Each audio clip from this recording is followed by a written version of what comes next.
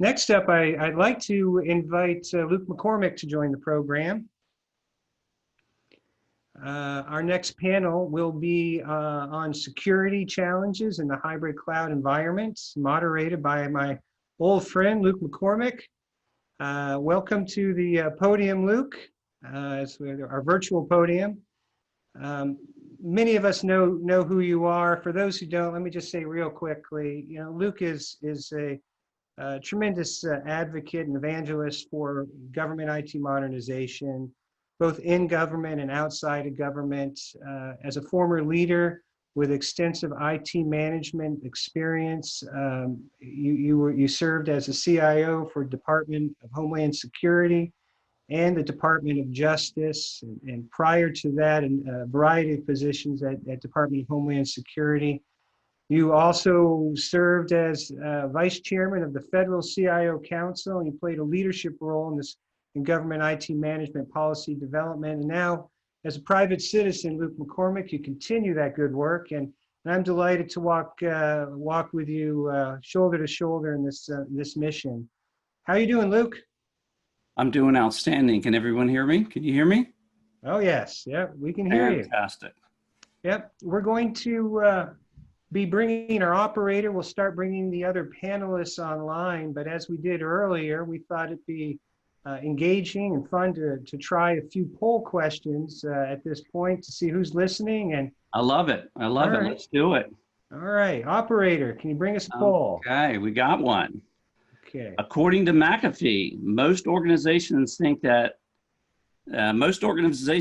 use about 35 cloud services, but in reality, the number is closer to X. 120, 50, 2,000, 3,000. Wow, pretty big spread there. This might be a trick question, Chris. Tricky for some, but I bet you know the answer. Yeah, I don't know about that. Okay, well, let's give folks a few more seconds here. And Kate, whenever you've got a consensus, go ahead and let's survey says. Wow. Wow. 120, which sounds like a lot compared to 35. But Luke, what do you? We're going to hold that in suspense because we have actually someone from McAfee that's going to talk about that. So clever. Okay. Sorry, gang, but we're going to hold that one over. All right, let's go to the next one. Next question. All right, what are the top security challenges associated with hybrid cloud? Pick 3, and I'm not going to list all those. You all can see them. I'll be most interested to hear the answers to this. And while they're doing that, I thought the answers to the other ones were really interesting. 38% one private cloud for a definition of hybrid, et cetera. So do we have the answer? Well, Luke, I think we've had our first technical glitch of the day. We can seem to only be able to put one answer in. So okay. I ask everyone, make it important, the number one answer. So yeah, well, actually, that's okay too. That'll be interesting to see how that works out. The beauty of Zoom and learning how to do it, right? Amen. Yeah, it's fun to play with these new toys. We'll get it right. Yeah, well, now this will be some interesting feedback. Okay, I'm told we still have answers coming in. Okay, all right. Well, while that's happening, I thought it was interesting some of the poll results from last time. 32% thought security risk in this type of environment was the thing they wanted to hear about the most. And I know they heard a lot about that earlier, and they'll certainly hear a lot about that in our panel. And 30% say challenges in migrating apps and other functions to the cloud, which is a big deal, right? Talked a little about that too. Yep. Sure. I thought that was a very hearty conversation there. Grant really laid the framework and the foundation down as far as where we are with the ecosystem, policy, risk management, compliance, and agencies must modernize. All right, Luke, word just came in. We're ready to show our answers. All right, let's do it. There we go. Top answer out of our data management, data ownership, leakage. Wow, that's interesting. A lot of concerns about data out there. Yeah, a lot of, okay, fantastic. All right. Well, let me let us bring the panel members online. All right. And while we're doing that, I just want to say one thing right up front to everybody out there on this wire, to all the partners, and in particularly all the federal service employees. I just want to say thank you for everything you've done, everything you're doing, everything you're going to do. I know it's tough out there. I know it's hard. A lot of you working 7 days a week, and you're doing an absolutely brilliant and masterful job of keeping this country safe. And I'm certainly proud of every single one of you. Amen. So with that, do we have all of our, yes, we do. All right. Luke, I'm going to log off at this point. Take it away. See you later there, old friend. All right, let me start by introducing Mr. Brian Gattoni, Chief Technology Officer, Cybersecurity and Infrastructure Security Agency, AKA CISA, Department of Homeland Security. He's responsible for the technical vision and strategic alignment of CISA's data and mission services to manage risks to federal networks and critical infrastructure. Mr. Gattoni was named the DHS System Engineer of the Year in 2015. Prior to joining DHS, Brian held positions at DISA and the U.S. Army. Welcome, Brian. Mr. Ned Miller, Chief Technology Officer, Public Sector McAfee. Ned is a recognized subject matter expert on cybersecurity and is, in his current role, advises government customers on securing environments from device to cloud. Very timely. Ned is an active member of the NIST Security and Cloud Standards Working Group and the co-inventor of a series of next generation security patents. Welcome, Ned.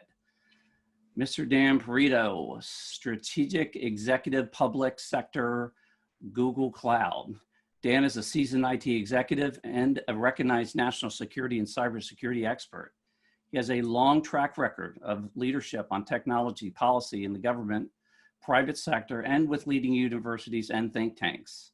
He has served in a number of senior positions at the White House, the Department of Defense, and on Capitol Hill. Welcome, Dan.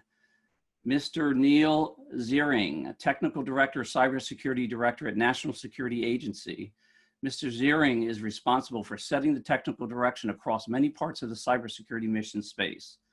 He has previously held positions, leadership positions at NSA in the Capabilities Directorate and Information Assurance Directorate. He has a great deal of experience on cloud computing, data access controls, and cyber defense. Welcome, Neal. And I think this is a perfect way to lead it off. Neal, we had a lot of conversation in the prior panel. Perhaps you were plugged in on that and talking about hybrid cloud, definitions of hybrid cloud, et cetera, et cetera. And I would be very curious, and I think the audience would be as well, to get your perspective on, what is a definition in regards to NSA's perspective, maybe even broader, the IC community at large, their perspective on what is the definition of hybrid cloud, and does it even matter? Well, I think it definitely does matter because it affects everything you do in a cloud environment. The definition that we use, and I think it's pretty common, is hybrid cloud is a heterogeneous environment where you have integration of services and mission systems spread across on-premise systems and one or more cloud-hosted, multi-tenant cloud-hosted platforms. And that's the key. The fact that it's spread across both those types of infrastructures can make it very challenging. Fantastic. I often hear a sort of a pendulum of definitions in regards to the various notions in regards to what a cloud definition should be, and then what a hybrid cloud definition should be. Dan, any thoughts on that? I agree with the definition. I think the challenge from a management and security perspective in hybrid and multi-cloud environments is the heterogeneity of the environment. I mean, you come from a history where you really focused on managing one network, you focused on on-prem resources, and now with the introduction of cloud, you're having to manage across multiple heterogeneous environments. And the model historically of security was really focused on that enterprise network. And when we thought about cloud, the dominant philosophy was still sort of network and location based, such that to get access to the cloud, you would basically back through the enterprise network and then go back out to the cloud. And you see that in a number of the policies. Even though the policies are changing, there's still a focus on access via the network. There's a focus on hardware-based perimeter controls in that network. There's a focus on VPNing into that network to get out of the cloud. But as we move forward, I think it's Gartner says that, you know, in the next couple of years, 75% of all organizations will exist in this environment on multiple cloud providers that Neal describes. And if that's true, the challenge for both practitioners and policymakers is how do you make it easier to manage in this heterogeneous environment? Because simply by adding environments, I think most security professionals and IT professionals feel overwhelmed. It's just another thing to manage. It's more overhead, more complexity. So how do we simplify that to ensure consistent policy enforcement, consistent configuration, and holistic security plans that are sort of escaped the gravity of the very historic backward-looking network focus and location focus? So you mentioned policy, and that's something that Grant started off with. Where do you think we are in the policy landscape? I know you spent a lot of time at the White House dealing with this, probably in the think tanks as well. Do we have all the policy figured out? Is there more that's needed? Do we need less? Well, I think there's more that's needed. I would say we're early to mid stages of a journey. Over the last couple of years, since the OPM breach, there's been a raft of new policy. OMB A130 revisions came out in 2016, executive orders on federal cybersecurity and cybersecurity workforce in 2017 and 2019, cloud smart policies and strategy in 2019, TIC policy updates. You know, NIST is looking at ZeroTrust architectures. This year, CISA itself has issued draft and interim TIC 3.0 guidance. There is a raft of new policy. And when I think about that policy, the things that concern me are the lag between policy and sort of leading edge technologies, number one, the lag between policy and how it is implemented and embedded in the DNA of practitioners. And also, part of the reason that I think we're still midstream is that there is still this continued dominant overhang that contains a perimeter-centric philosophy when it comes to security. In practice, the dominant philosophy still says, you know, your network origination determines what you have access to. The TIC and CAP policies, while beginning to change, still have this focus on hardware-based sort of perimeters and CAP and TIC points. And there's still a focus on dedicated GovCloud data centers and GovCloud regions, which again stem from that historic philosophy. When you look at what happened with COVID in a number of examples, the focus on getting telework access, it was a real surge on routers and switches to up network capacity, and also a real quick ramp on VPN. And while there were a lot of successes there, I think the real question when it comes to policy and practice is how do we get from there to a future that really is zero trust? You know, by 2023, Gartner says that 60% of enterprises will phase out most of their VPNs and favor a zero trust network access approach. But there is still a fair amount of way to get there. So I think more policy is needed. And I think the focus areas of policy shifts from now going forward, again, should focus on really making this break from the past perimeter philosophy to one that is more focused on user granularity and data granularity, focused on user access and data access, as opposed to being network and perimeter centric. I think the second policy focus should be to continue to make changes that enable practitioners to fully integrate and analyze cyber telemetry at scale so that they can gain end-to-end situational awareness across both federal civilian environments and defense environments.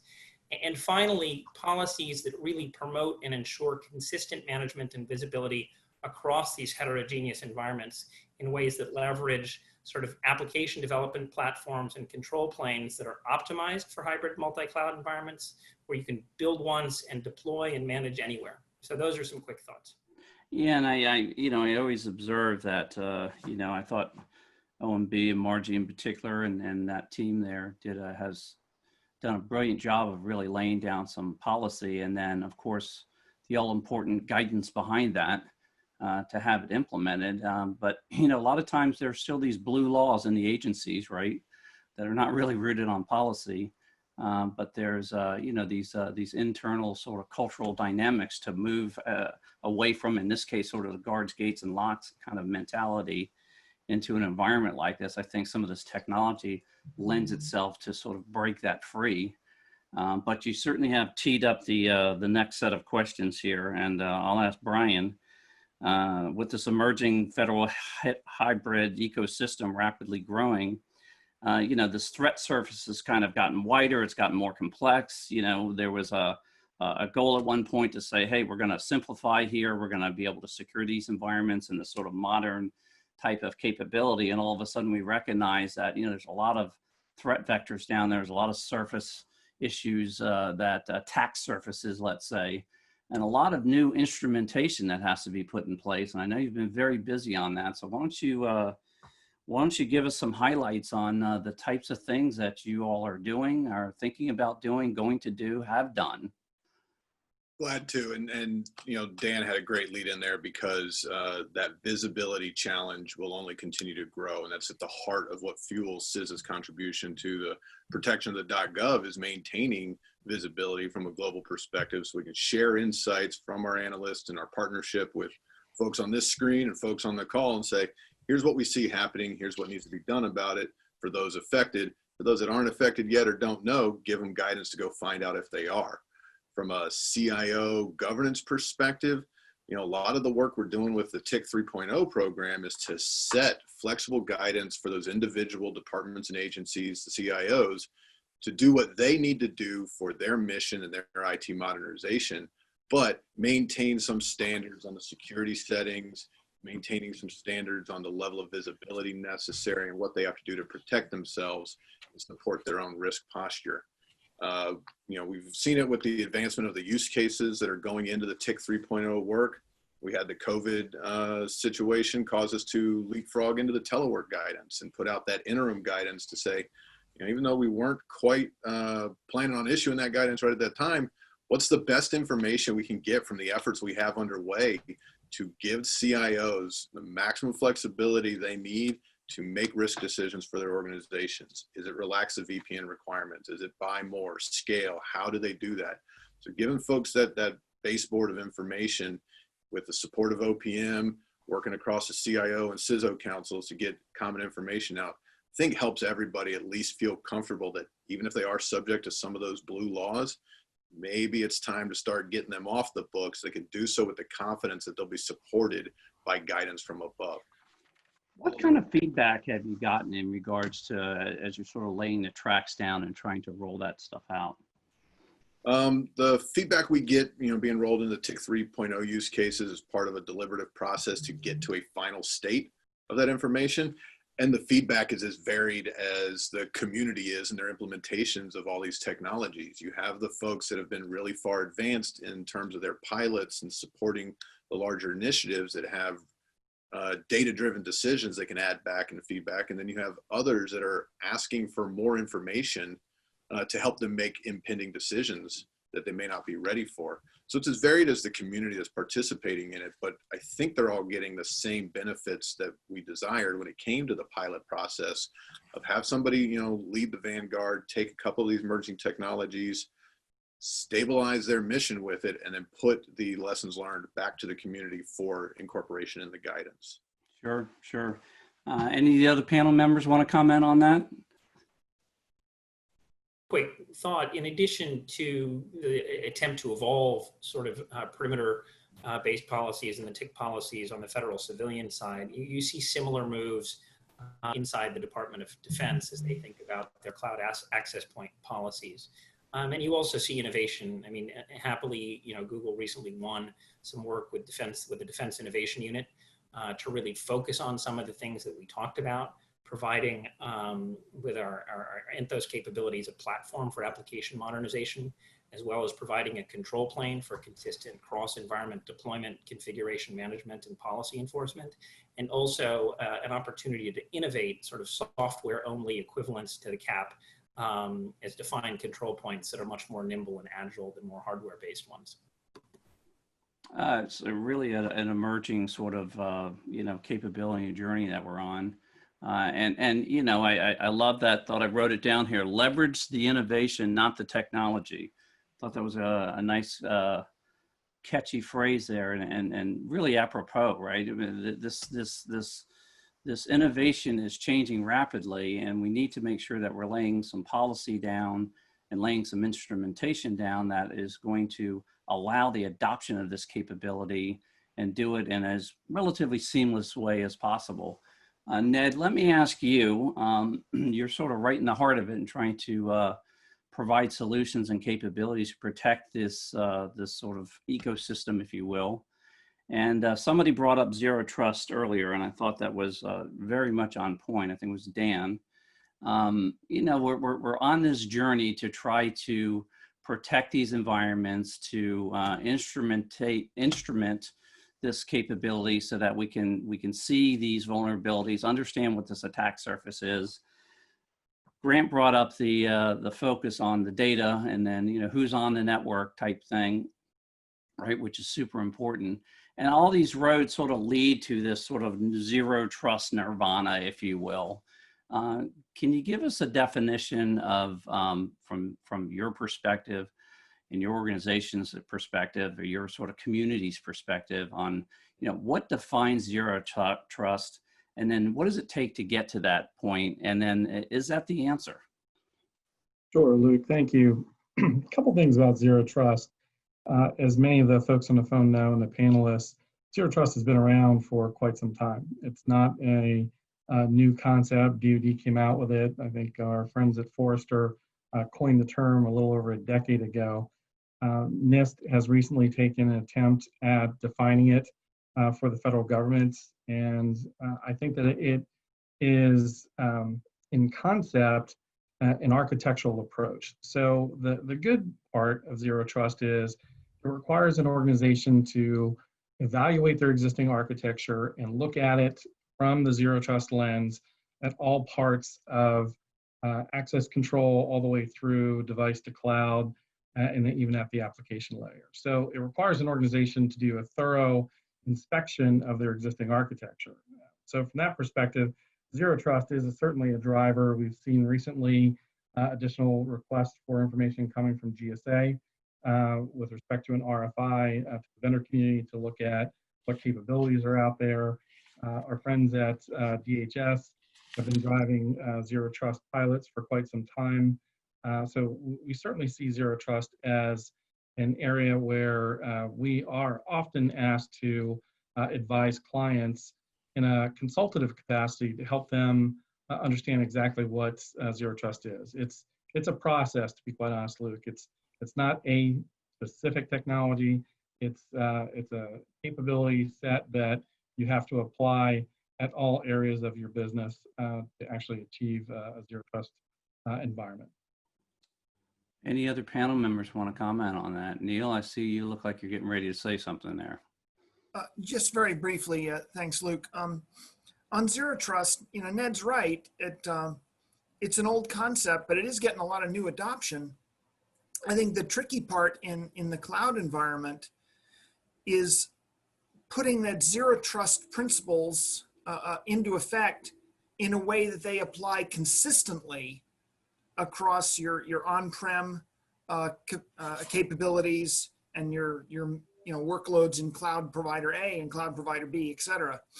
That's really tough right now because your on-prem stuff and the different cloud providers don't have perfect semantic match on all of these concepts and capabilities.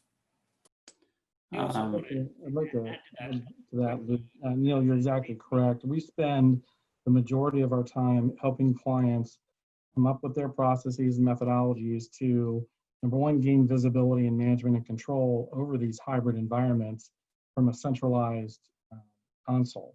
That is the single biggest challenge. Is there are no vocabulary similarities between cloud service providers. They each describe security models in a slightly different way. There are cloud native security tools, then there are specialized tools, and there's IT management tools across hybrid infrastructure, there's cost management tools. So very easily we can see customers get into what we used to call the technology sprawl concept, just trying to figure out how to manage across these hybrid infrastructures, these clouds. And this is Dan. I sort of want to reinforce both Ned and Neal's point. It is not, it is not a product. It is not a technology. It is really, a different way of thinking about security from the older models that we opened talking about. And at core, it's about authenticating every interaction between between user and data. Trust is not assumed. So basically, regardless of what network you start from or regardless of what your location is, that's not the basis of your access to applications and data. It's based on the user and the context of their attempts to both use the applications and the data. So at the end of the day, it really is more performance outcome oriented, but there is a risk in this environment where so much branding is put around Zero Trust that people feel it is just a catalog of tools that they can pick off the shelf and bolt on to an old security approach. And if that is the approach to Zero Trust, I don't think we'll succeed. The way to get to the future is really focus on outcomes and really continue to ensure that the policies promote this migration from an old security model to one that is more user and well, that's where I was going to go since we're you've got the floor here. From a policy perspective, is there any policy sort of framework that would help to sort of drive this Zero Trust concept forward from an understanding and an ability to implement, sort of this concept as we're calling it here?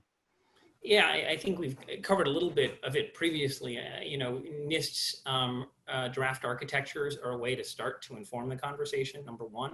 And then number two, I think the policies, I think should be less prescriptive in terms of specific architectures and more outcome oriented in terms of how organizations perform relative to this notion of getting more user centric and more data centric. So I think again, like I said, I think we're early to mid on that journey in terms of Zero Trust. Even though the concept's been around for a while, I expect that policy will continue to need to focus on that. And I think the proof again isn't in how many tools you adopt or what specific technologies you buy out of a catalog. It really is, are you actually migrating towards more user-centric and more data-centric controls, more granular controls relative, and are you really breaking a hard break with the past, which again was more perimeter-centric and network and location-centric? I think that's where the proof will be in the pudding. And again, I think we're just starting down that journey, notwithstanding the fact the concept has been around for a long time. I think the challenge will be how people consume it and implement it. If people, again, think it's just pick stuff off the shelf and get enough technologies in place, I don't think that's the answer. Anybody want to make some bold predictions as to how long it's going to take to implement that? Not even in the federal service, I'd just say in general, right? Let's face it, I don't think that's fully realized or widely adopted across the private industries, I would say. Yeah, Luke, I'll offer up some relevant real time experience here. So in the past year, I've had about 12 engagements, give or take, with customers across multiple public sector segments. They're all at different stages of maturity of even understanding what Zero Trust means to form their implementation strategies. And as you can appreciate, as Dan said, there's no one size fits all for a technology piece of this. It truly is. Different organizations have adopted capabilities where they have unique gaps that need to be filled, and how they go about doing that is going to take some time. I don't think this is going to be something that we see out of the public eye in 12 months. I think Zero Trust will continue to evolve in terms of its definition. And by all accounts, right now there's 1,000 vendors in the marketplace that have a narrative around Zero Trust. We have guidance from NIST now around Zero Trust. Gartner has a few different versions of Zero Trust. There's Zero Trust, there's Carta, and there's SASE. IDC has a different version of Zero Trust, and now GSA is also talking about 6 pillars of Zero Trust that have to be addressed. So it'll be a topic of conversation for years to come. I think it's in the planning horizon, another 3 to 5 years. I'll chime in on that again. Gartner's prediction is 2023, 60% of organizations will have adopted Zero Trust network access. But again, I don't think that's going to be everybody, number one. In terms of Google Cloud, we've built our cloud. If you are fully in our cloud, I think there is a full end-to-end zero trust approach. But again, as we've talked about, the fact is most people are going to be in hybrid multi-cloud environments as opposed to lifting and shifting everything into one cloud provider. And then again, we're seeing examples of customers as well that are really starting down the path. We're working closely with the Air Force on their enterprise IT as a service. And very closely working with them now to think through, well, what does implementing zero trust mean for you, given what your starting point is, as Ned discussed, how do we augment you from where you are and how do we make that shift? Yeah, I mean, we have to, we have to meet these agencies where they are, right? I mean, I think it's important to what NIST is doing, what GSA is doing, and laying the policy framework down, but the ability to actually implement something like this and having all the tooling available and the right tooling and et cetera, et cetera. We are going to talk in a minute about skill sets and personnel, et cetera. But I wanted to break for just a minute and encourage the audience to keep firing those questions in, because we would definitely want to take some time to ask some, get some audience participation. Brian, you've been suspiciously quiet over there. And I just wanted to ask a question sort of for the group, but focused towards Brian in respect to, look, let's fast forward, and it's 10 years from now and zero trust is fully realized. We figured it out. We basically got it in place, et cetera, et cetera. What does that mean from sort of the domain that you operate in and the things that you worry about and the things that CISA is focusing their attention on? Can they pack up their bags and go home now because everything's solved, it's all zero trust? Or is, just exactly. So just tell me about, what does it look like when we realize a capability like that? And then what are the things that CISA continues to need to focus their attention on? Sure, yeah, and I think Neal's right about the 10-year time frame. Ned's right about the 3 to 5 year planning time frame.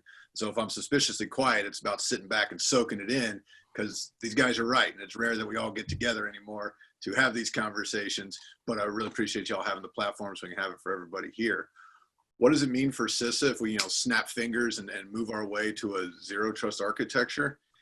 If we do it right, it means that the visibility we're talking about is inherent in the tool sets that enable the zero trust architecture.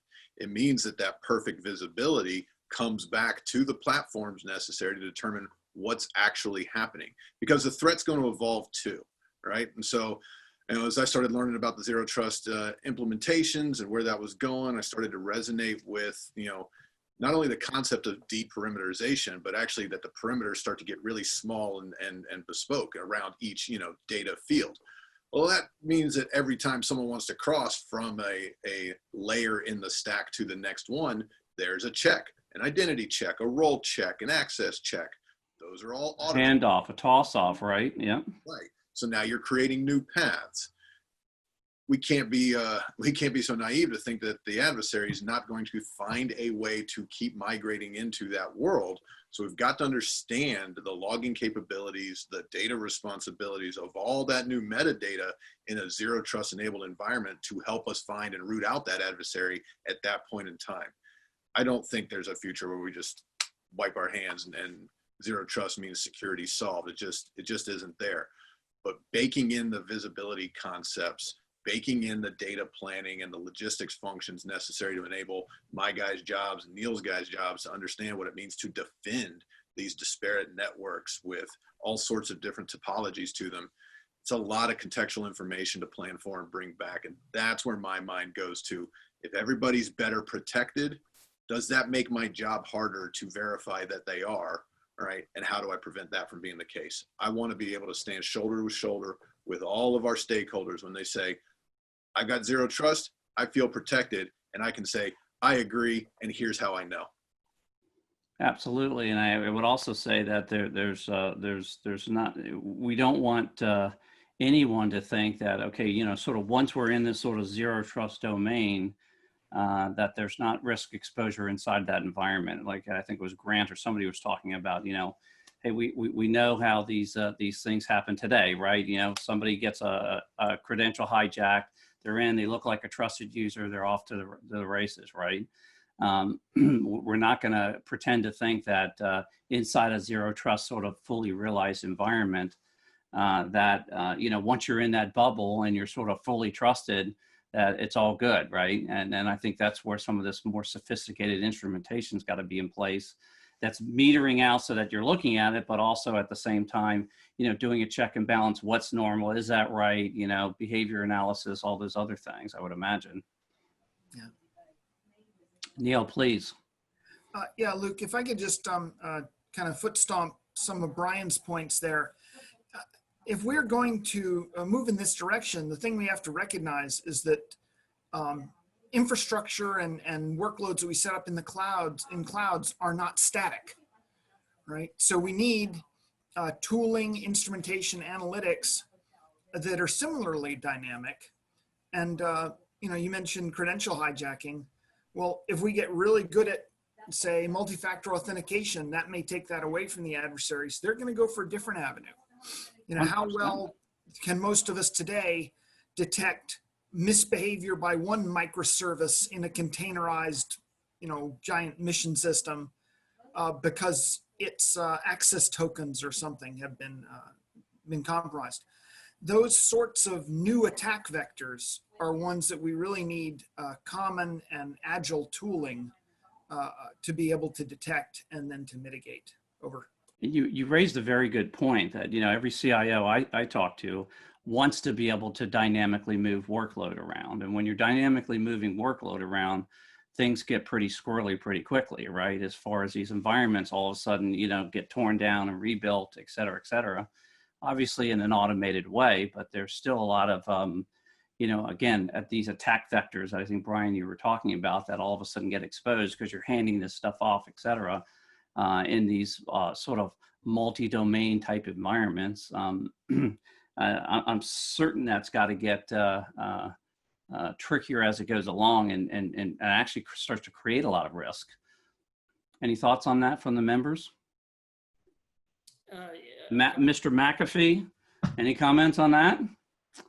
So yes, we are very concerned about the whole concept specifically related to containers. And by design, as Neal pointed out, they are very portable, as well as their life cycle potentially remains a challenge from a pure governance standpoint. So you think about just cybersecurity auditing alone, where containers can be spawned based on demand of the application, and they can come and go, right? So putting governance models and tools and instrumentation around those capabilities are key to you know, a good cyber hygiene program.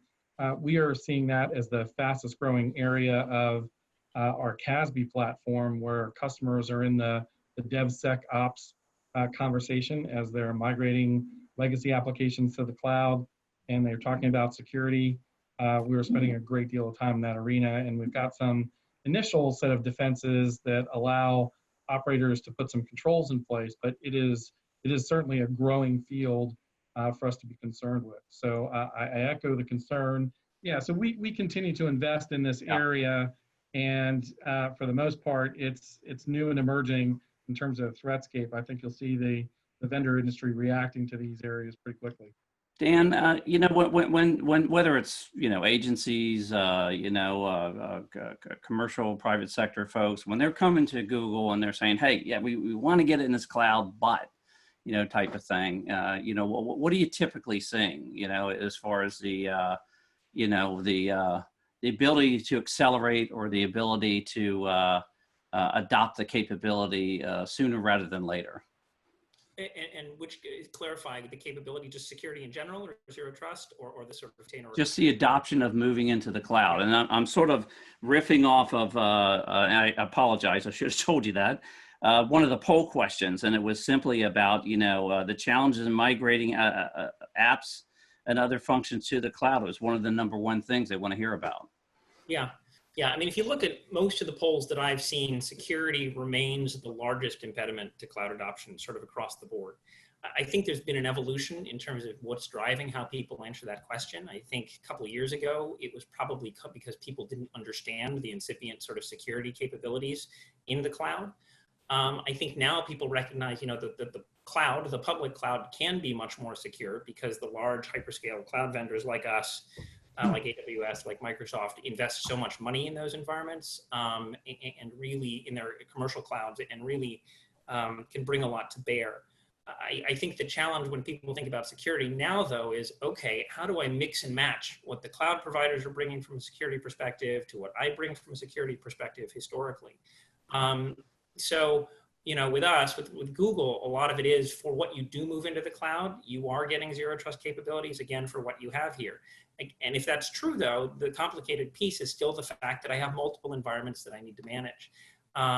We just talked about containers. I think that's one of the benefits, for example, again, for the work we're doing with DIU, the work there and our Anthos capabilities really provide that multi-cloud solution for running containers, spinning up containers, managing containers, doing policy enforcement, having the control plane to do configuration management of containers, regardless of what environment they are in. So we're getting a lot of traction sort of around multi-cloud management. And again, I think this Defense Innovation Unit engagement can really help prove that out on the security side. But, it's a conversation, again, about what's your security model? How do I mix and match security models? How do I get agreement about responsibility and responsibility matrices between the cloud provider and my sort of on-prem, my enterprise security teams. And then that last bit is the security piece across multiple environments. And then I'm going to hark back to one last thing. The last piece that I think is often still fragmented from a governance perspective, oftentimes it's a rice bowl issue is the ability to integrate all the cyber telemetry from around complex heterogeneous environments into a single place so that you can do analysis on it to find anomalies and to find bad actors and bad actions. 100%. And it's not an all or nothing like the first panel talked about, right? Once you sort of containerize, you can move this capability around into, again, this smart cloud, underlying smart, right? All of a sudden I can put my workload in a data center environment. I can strangle some of it off into another environment, right? And I can fully secure that. It's not an all or nothing type of thing. It's a what's the smartest thing to do as far as computing is concerned? What's the smartest thing to do now that the innovation has gone this way versus that way? I think is really important. And that sort of opens up the aperture to all kinds of capabilities that are available at different price points and different types of, capabilities in regards to the types of computing that one would need. With that dynamism, though, comes an even increased premium on your ability to have visibility because stuff is constantly shifting and moving. Therefore, 100%. From a policy perspective, even more capability to make sure you have the visibility because stuff is so much more dynamic. You can't expect to see everything in one place. To do is have the ability to dynamically get visibility. Right.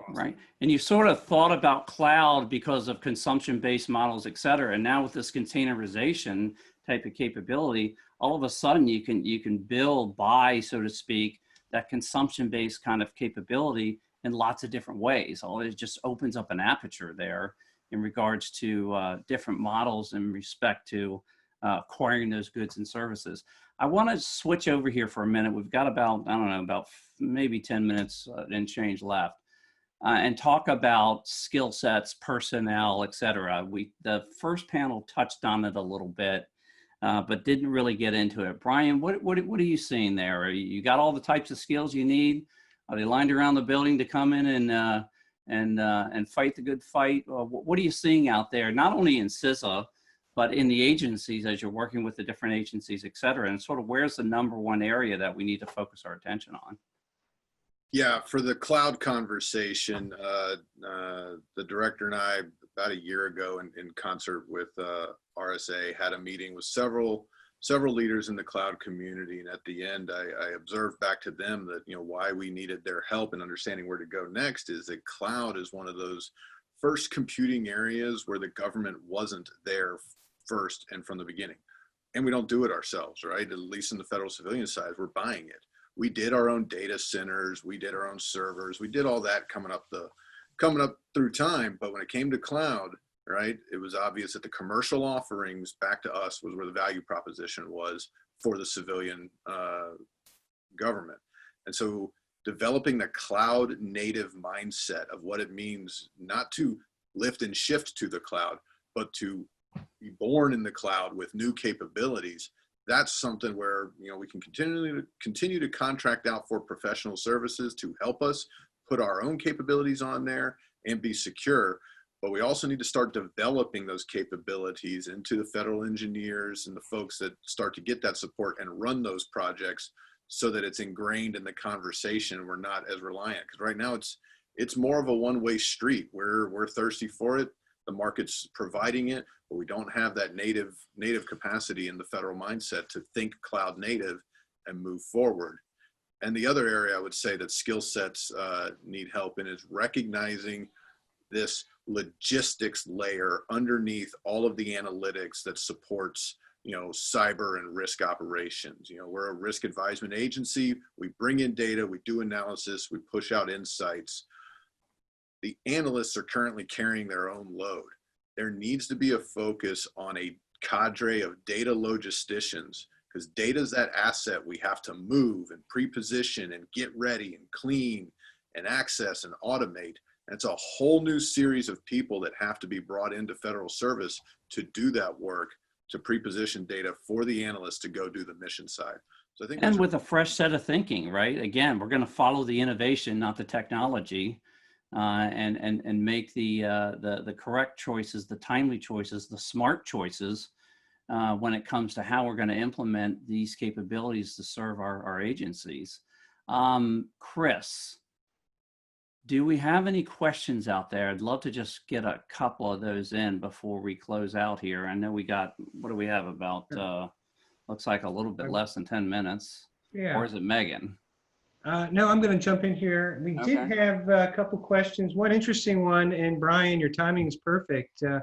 It kind of dovetails with our initial poll question where people said data and data structuring and management is a big concern. So I think the question is put more as a comment, but I want to put it into a question is, you know, what should we be thinking about in terms of data to optimize how we use cloud and how cloud provides solutions for us in the federal government? Yeah, the data side, right? So within the CISA construct, you know, I think quite heavily about this. Me and the chief data officer talk about it all the time, and that is, you know, that's our currency in trade. That's what we constantly bring in. It's what our stakeholders expect from us back to them with some value proposition added to it.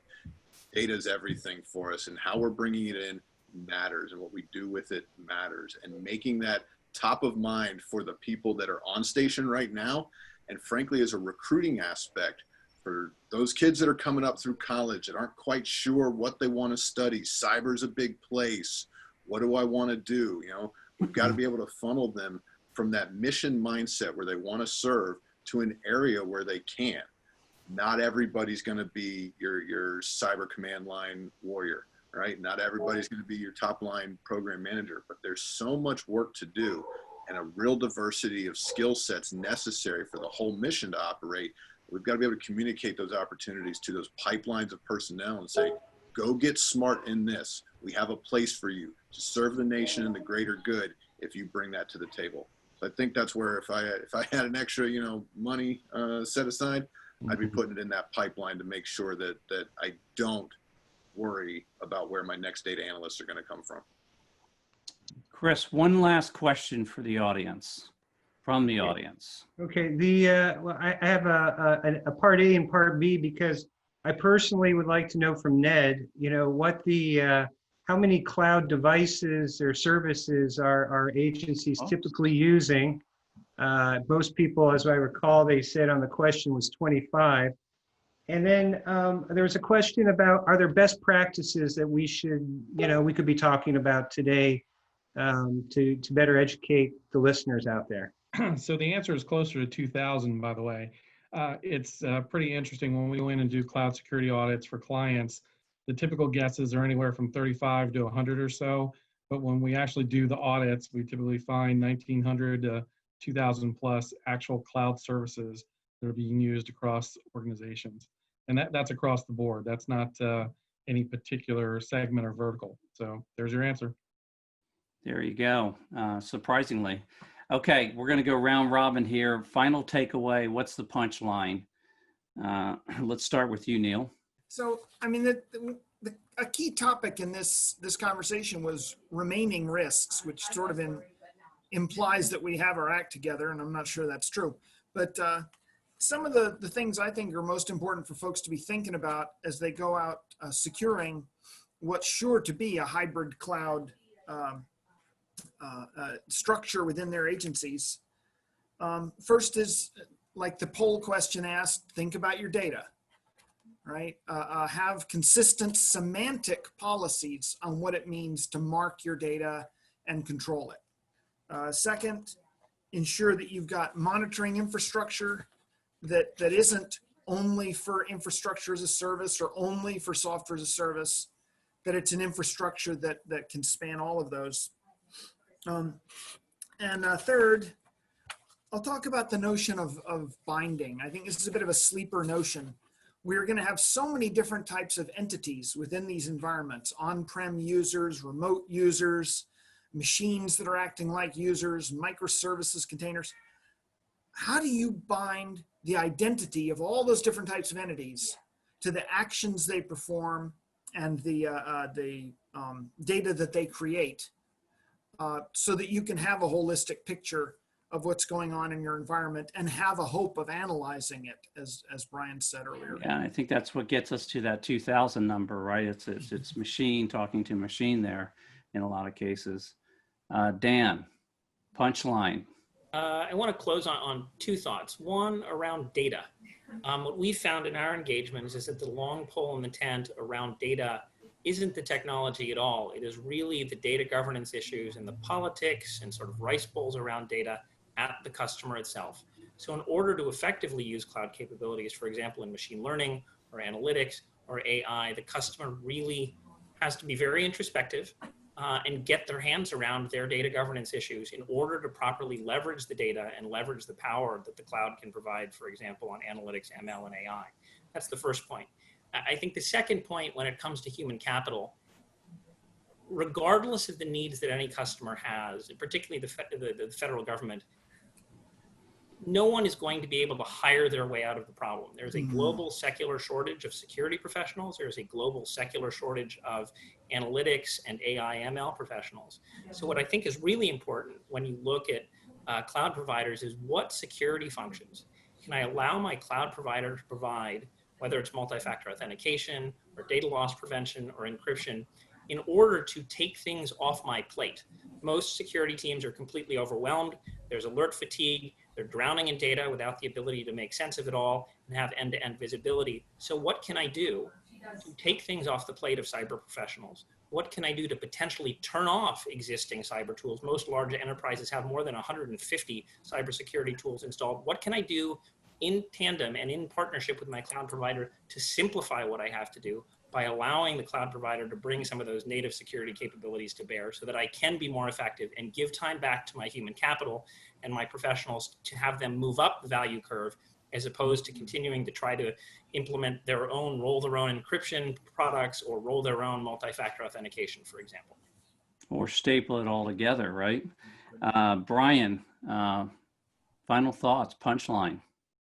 Dan's right. We can't hire our way out of this problem. You know, there's a lot of other opportunities are opened up by getting some of these foundations right, like data management and governance. That opens up your opportunities for automation and shifting the workload off the people to the machines that we're spending so much time talking about buying in the first place. But for hiring, CISA.gov/careers. If anything about this interests you, go check the site out. Look to become a citizen.